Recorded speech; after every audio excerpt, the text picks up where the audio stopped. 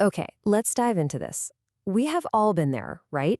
You're waiting for your food, the minutes are just dragging on, and all of a sudden, your patience is just gone.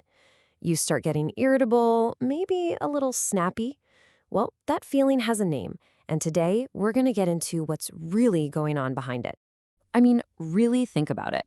Have you ever just completely lost it with a friend or a family member over something super tiny, only to realize like an hour later, oh, I really needed a sandwich?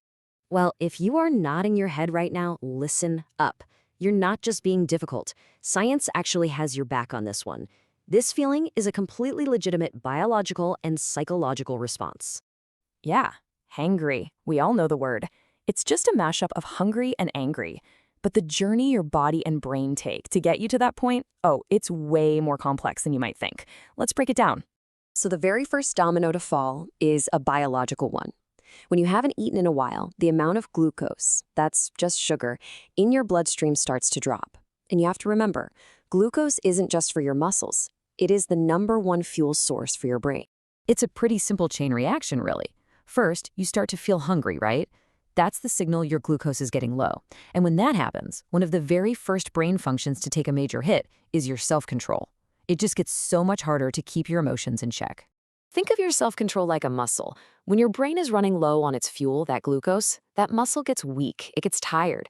You are just way less equipped to handle any kind of frustration, which makes you much more likely to lash out. But a drop in blood sugar isn't the whole story, not even close. Your body also starts pumping out specific hormones to basically scream, hey, it's time to eat.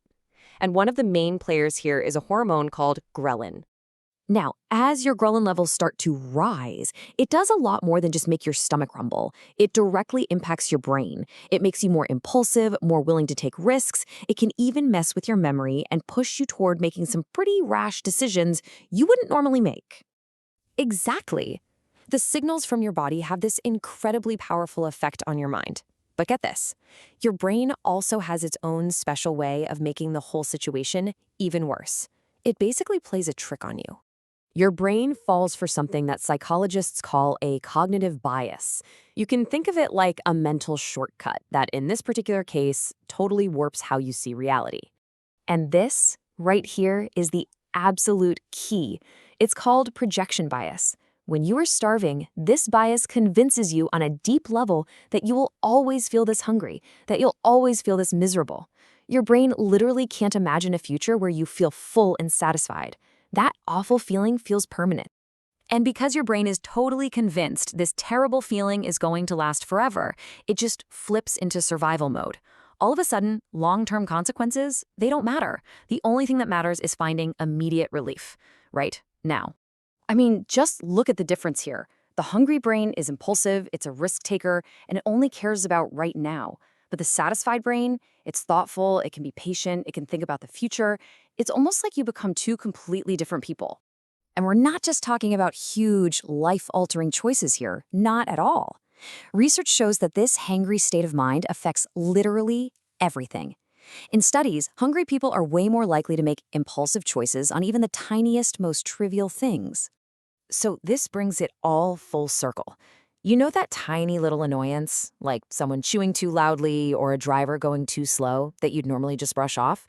Well, your low-glucose, projection-biased brain sees that tiny thing as a major obstacle standing between you and the immediate relief it's desperate for.